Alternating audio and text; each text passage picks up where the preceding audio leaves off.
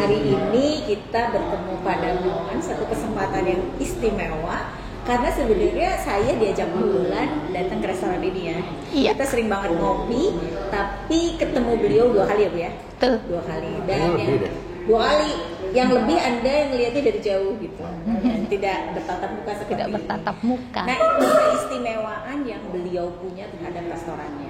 Nah, kenapa beliau ada di sini dan kenapa beliau ada di meja kita waktu pertama kita datang, itu ceritanya semua ya. Dan barusan saja saya dapat satu topik yang menarik pada saat kita mau makan. Jadi nanti kita sembari nunggu makan siang favorit kita, maka akan ada satu topik mikir temanya, dan itu diungkapkan oleh Pak Darmawan dengan sangat semangat, dan saya bilang ini insight yang keren banget. Sambil makan siang kita dengerin.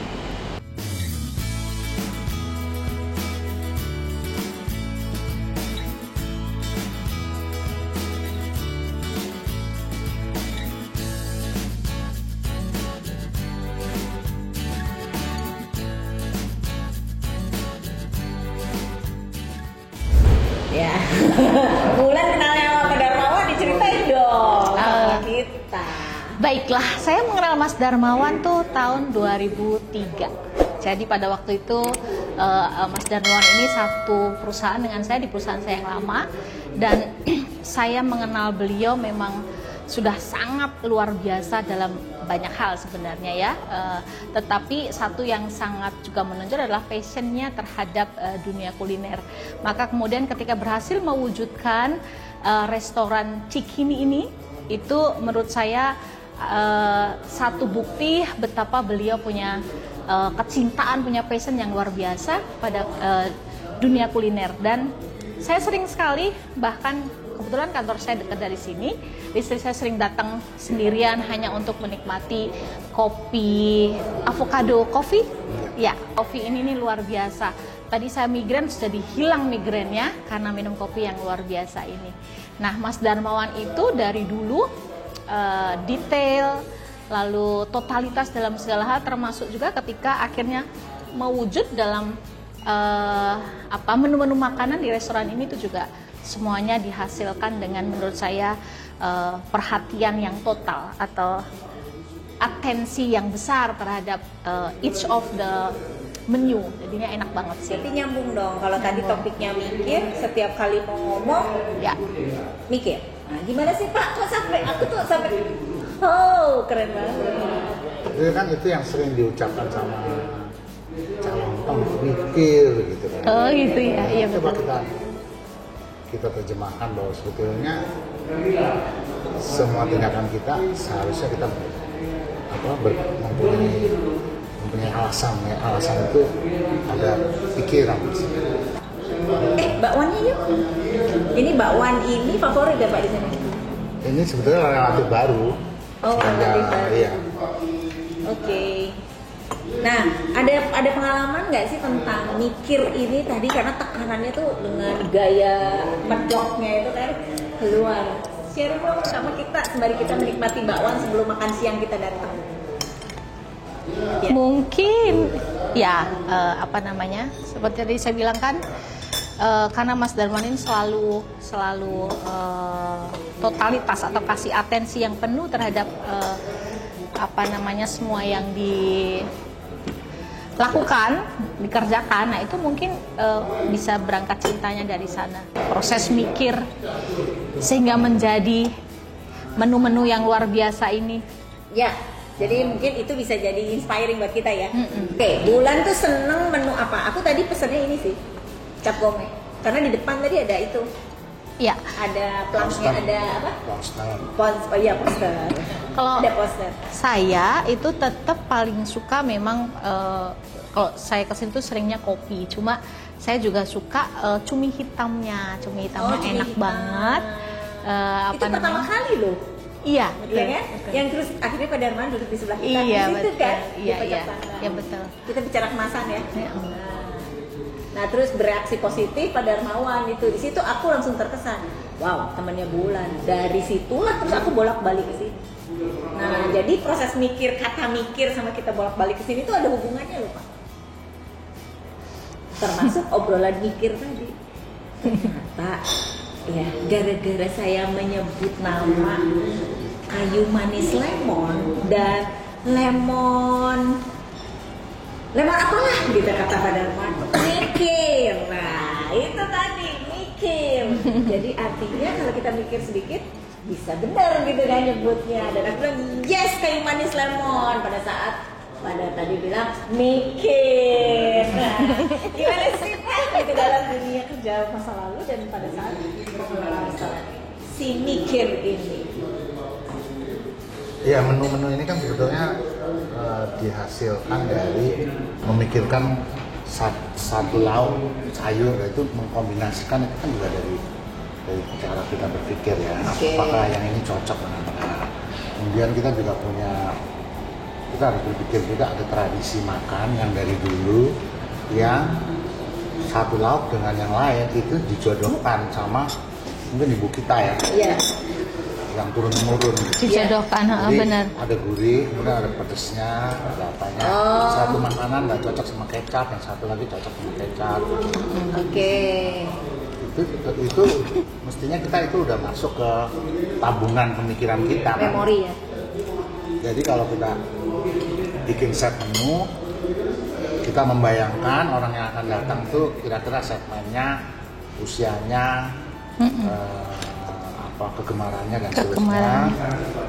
Lalu kita bikin menu yang kira-kira cocok dengan segmen itu. Iya, betul. Nah, Bapak sendiri di Cikini ini harapan Bapak segmen mana sih hadir ke sini? Waktu awalnya tentu kita terbuka ya, sebetulnya meladeni yang makan dan minum, tapi lama-kelamaan terlihat ada segmen yaitu orang-orang yang bekerja. Bekerja jadi mau meeting, mau makan siang, mau ngopi, selepas bekerja dan seterusnya. Jadi mengerucut akhirnya mereka orang-orang yang bekerja, tapi tidak menutup kemungkinan mereka yang kayak saya gitu ya hadir datang. Ya, artinya orang yang usia bekerja. Usia bekerja. Bu Wulan sendiri gimana sih, berapa kali datang ke sini walaupun itu Pak Darmawan yang tadi Bu Wulan bilang Mas ya gitu ya, karena sudah lamanya berteman di organisasi di kantor, itu melihat sosok Pak Darmawan dan kemudian dengan rasa-rasa yang dihidangkan di restoran. Oh ya, kalau menurut saya ini sangat nyambung ya. Dari pilihan menu saja, Cikini ini menghadirkan menu-menu yang tidak mudah didapat di restoran yang lain. Jadi ada sayur bayam, ada mangut lele, ada minuman yang sangat khas juga, sarsaparilla ya Mas ya namanya. Sarsaparilla. Saya cobain ini. Itu apa? Kayu manis lemon ya. Jadi pilih jamu ya. Jadi pilihan-pilihan menunya juga nggak biasa. Jadi karena itu tidak biasa, pasti itu hasil olah pikir yang luar biasa. Artinya satu, melihat segmen, yang kedua juga uniqueness betul, dan juga di sana terlihat sekali lagi yang tadi sudah sampaikan soal passion, dan itu yang menjadi yang membedakan akhirnya Cikini ini dengan restoran-restoran yang lain yang ada di sekitar Cikini dan bahkan juga mungkin di Jakarta gitu. Yang contoh sarsaparilla mungkin hanya di sini bisa ditemukan. Restoran yang menyediakan sayur bening itu mungkin juga hanya di sini saja. Menurut saya Rumah banget ya. Ya. Ini pun aku ngerasa ini tuh sampai gimana ya, rasa kayu manisnya tuh ya udah, apalagi kalau ditambah kuenya gitu ya, ini cocok banget ya. Ini tuh kayu manis lemon, kombinasi yang aku juga jarang pernah nemu. Lemon dikombinasiin sama kayu manis, tapi rasanya yes, aku suka, aku akan bawa pulang. Ini berarti efek dari mikir. Oh iya, sure. Kombinasi dan memori yang diajarkan di orang tua. Betul. Nah, tapi aku penasaran ketika udah dapetin menu ya, jadi kayak tempe, labu, wortel di dalam lodeh, atau misalnya kan memikirkan bagaimana telur sama labu nyambung gitu ya, sama kupat jadi lontong gitu ya. Nah itu tuh gimana sih Pak? Bapak sekarang ngelola orang dengan mikir ini, ngelola tim Bapak kan beda dong dengan di kantor kan. Nah mereka orang-orang muda, ada barista, ada cooking, ya ada chef, itu tuh gimana sih ngelola mereka? Membuat berpikir. Nah ini kan mikirnya berarti semua orang dong. karena ini produknya makanan atau produk minuman, itu tidak lepas dari standar-standar. Standar operasinya tuh harus dibikin, resep-resep harus dibikin, dibakukan. Setelah itu dalam prosesnya harus ada pengawasan supaya produknya yang dihasilkan memenuhi yang kita harapkan. Jadi artinya ini resep memang original daripada owner membuat menu apa aja yang harus tersaji di sini. Sebetulnya resep ini kan bisa. Siapa aja? Resep itu sekarang tersebar di mana-mana, kayak Google udah ada. Ya, sure. Tapi ini bikin orang nagih gitu. Ini kan nagih, aku datang ke sini udah artinya apa gini, resep itu ada di mana-mana. Ya. Tapi kenangan akan rasa itu nggak semua orang. Bagaimana menyimpan kenangan rasa? Iya, betul. Nah ini salah satu proses mikir. Jadi cari lodeh. Bukan, maksud saya gini. Setiap orang yang bekerja di dapur tidak sama spektrum rasanya tuh. Iya, betul. Lebar panjang. Karena mungkin dia makannya baru makan bermacam-macam makanannya baru sedikit, yang satu lagi udah panjang. Nah itu harus dibangun supaya minimal di restoran ini dengan sejumlah menu ini spektrum rasanya itu dia sudah kenal bahwa ini santannya terlalu encer, bahwa ini terlalu kental, bahwa ini terlalu asin. Nah, itu harus dibiasakan kayak gitu. Betul. Satu proses untuk semua tim itu lalu punya istilahnya banget ya. Rasa yang sama lah. Iya, karena gimana kenangan rasa disimpan tuh Berbeda-beda masing-masing individu. Kalau nggak kita mencicipi susah. Gulai itu rasanya kayak apa? Seperti apa gulai? Nah gimana sih ngebangun itu di dalam diri tim Bapak? Membangun sehingga tercipta rasa yang dinikmati oleh pelanggan-pelanggan Bapak di restoran. Terus terang sih nggak mudah ya, karena kan orangnya berbeda-beda, cara berkomunikasinya ada yang cepat, ada yang lambat, asik. Jadi ya, tapi yang garis tengahnya adalah ya SOP.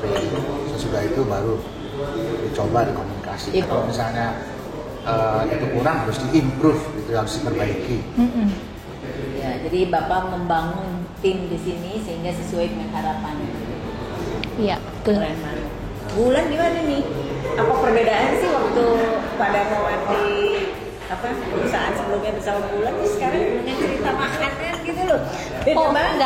Nggak ada bedanya sama sekali. Oh, nggak ada bedanya. Jadi secara kualitas personal, soft kompetensi, technical kompetensi semua masih sama persis meskipun dulu pegangannya bukan berupa makanan, bukan food and beverage gitu ya, tetapi karena memang Mas Darmawan ini adalah orang yang menurut saya ya tadi itu lagi-lagi ya totalitas, lalu kemudian juga yang namanya punya integritas itu ya dia mewujud dalam banyak media toh. Jadi apapun pekerjaannya, apapun bidangnya, kalau ada integritas ya itu akan tercermin dalam semua yang dihasilkan. Termasuk kali ini adalah menu food and beverage.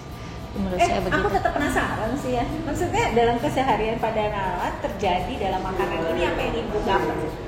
Oh, yang saya lihat adalah kesungguhan untuk ada di setiap rasa makanan ini gitu ya. Jadi apa namanya dari mungkin cara penyajian atau yang paling penting adalah rasanya ya. Menurut saya pasti Mas Darmawan benar-benar memberikan memberikan 100% lah rasa pikirnya ke dalam produk-produk ini, ke dalam menu-menu ini, sehingga ya rasanya enak. Nah, tadi kita sudah makan lontong cap gomeh ini, itu enak banget. Tapi yang makan ini tadi Pak Toto ya, Pak Toto boleh Kak sebentar coba gimana tadi? Kita kok kayaknya aku tuh sangat pengen makanannya Pak Toto. Oke, welcome Pak Toto. Tadi dia makan ayam lodeh ya. Nah terus tadi ayamnya kan crunchy banget, kedengeran sampai tempat aku. Dan kita pengen minta, cuman karena kan nggak boleh karena COVID. Itu gimana sih? Coba Ya kita sekarang mencoba melihat makanan dari proses mikir yang terjadi gitu, dari profesional to entrepreneur. Ya, silahkan. Kalau tadi saya coba. Bedanya sama yang biasa kita makan. Jadi kalau saya makan itu saya mengingatkan di rumah sebetulnya. Oh. Jadi ayam yang dibuatnya sama kayak ibu saya kalau buat. Jadi kalau pas buka itu pasti bunyi. Masih Oh, berarti Kris dong. gitu. Apa yang tadi Bapak Darmawan pengen itu adalah, ya kan?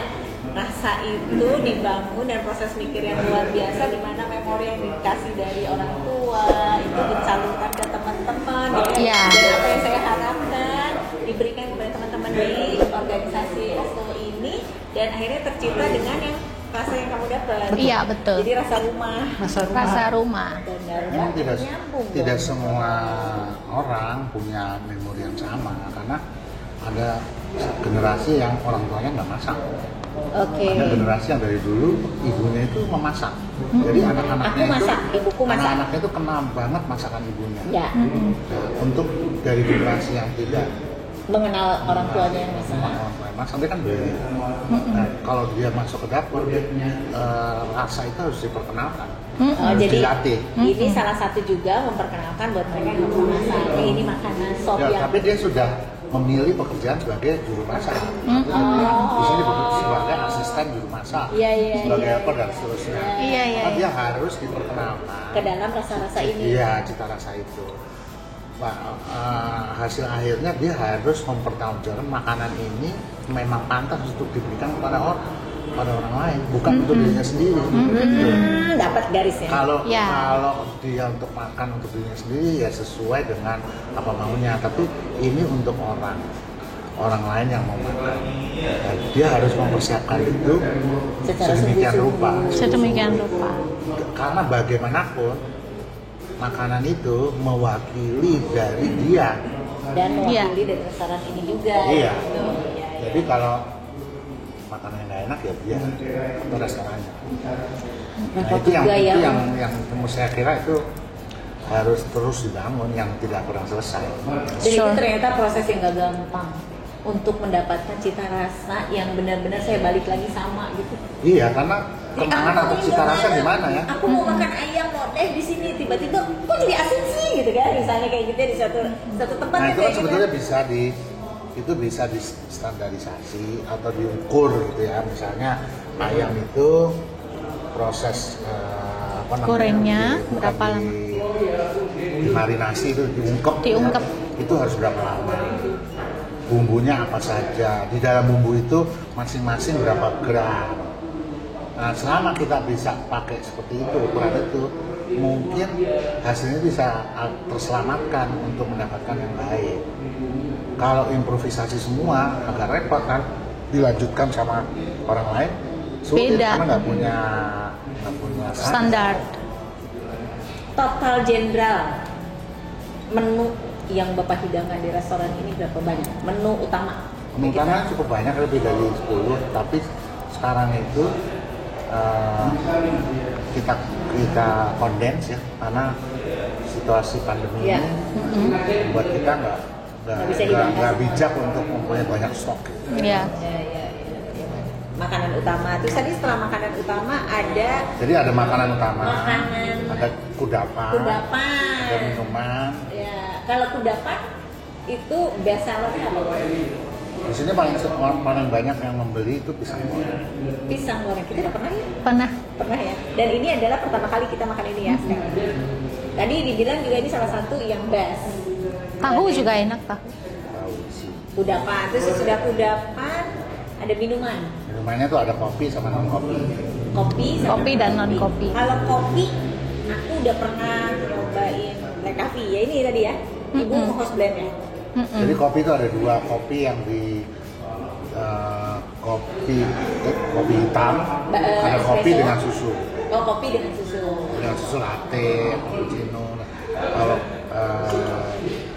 yang itu ada espresso, yang hitam ada espresso, ada tubruk. Ya. Aku Kemudian suka kopinya espresso. ada yang single origin, satu daerah, atau yang di blend, Di blend. dicampur. Ya. Aku lebih suka yang single origin. lebih rasanya tuh Masing-masing ada daerah. Berbeda-beda. Kita cuma punya Asam ada. ke Toraja, Tadi ada gayo. Gayo sama Lintu. Aku pengen gayo tapi aku udah minum 12, jadi akhirnya aku dengan bijak memilih kayu manis. Aku juga nanti mau beli itu. Kita beli ya, kita beli selusin. Karena ini, aduh, Enak banget ya. nggak bisa kukatakan.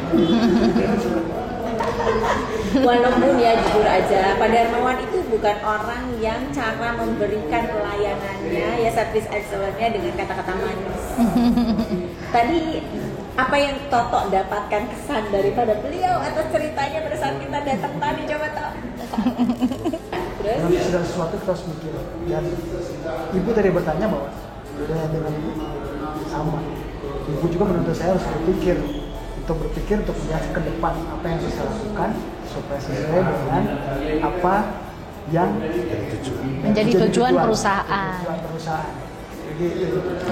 Jadi kamu jadi ngeliat align. Pak ngobrol dan menyampaikan tadi mikir, langsung ngelihat aku kan? Oke Pak. Tapi yang menarik ya, Pak Darmawan ini cara memberikan service excellence-nya ya adalah kata-katanya tajam, lugas, dan langsung pada poin. Ya, betul. Sepengenalan saya Mas Darmawan demikian. Iya. Mungkin itu kelemahan saya juga ya. No, itu menurut saya itu Blunt, kekuatan. kalau bahasa Inggrisnya blunt ya. Jadi Ya blunt ya benar. Dan itu adalah sesuatu yang memang bagi personality yang sangat berbeda akan menjadi satu challenging gitu ya. Tetapi kalau yang cukup open minded ya, bisa terima. Terutama yang menarik gini, waktu saya punya kisah, saya mau bulan pertama kali diperkenalkan sama temannya, yuk kita ke restoran teman saya. Kemudian beliau kan dengan lugasnya memberikan pendapatnya dan dengan gayanya yang terus terang. Frankly speaking. Iya, Frankie benar, lugas dan terus terang itu membuat terus kita ini kemasan yang waktu itu kita cerita tentang kemasan ya. Plastik. Kita memberikan ide kenapa nggak begini, kenapa nggak begitu, dan beliau itu dengan legasnya juga. Setuju juga ya. Tapi kita pikirkan apakah itu pas untuk gaya kita atau tidak. Nah, jadi dengan ini itu terima kritikan dan juga memikirkan untuk cocok gak sama citranya Cikini. Emang keren, tapi aku langsung ingat you are temannya Bulan yang kalau ngomong kayak aku karpe dewe tapi jelas. I love you pada mama. Jadi I'm back the first time sejak COVID ya. 2 tahun ya hampirnya kita ya. 2 tahun betul. Gitu. Jadi teruskan aja gayanya, maka tadi dia bilang Bandung yuk, come on ya. Jadi para pemirsa jangan takut kalau ke Jakarta mampir ke restorannya Bapak di Cikini 17 ya. Cikini Raya 17. Cikini Raya 17. Dan lebih tepatnya nama restorannya Kedai Cikini. Kedai Cikini. Dengan berbagai rasa masakan Indonesia dan yang terutama lidah kita akan di-entertain oleh rasa kopi yang sangat kental dengan kekhasannya dan juga rasa-rasa makanan Indonesia yang aku bikin balik lagi.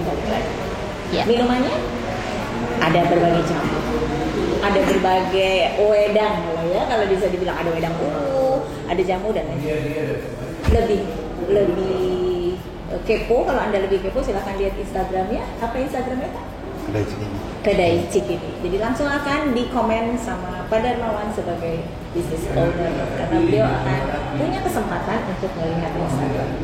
Terima kasih Pak Darmawan. Sama-sama. Terima kasih Bu Wulan dan Terima kita. kasih. Terima kasih Pak Toto. Mas. Jadi kita 11-12 ya, padahal beliau orang Jawa dari Jakarta dan kita orang Bandung. Enggak gitu juga kali ya. Terima kasih. Terima kasih. Terima kasih.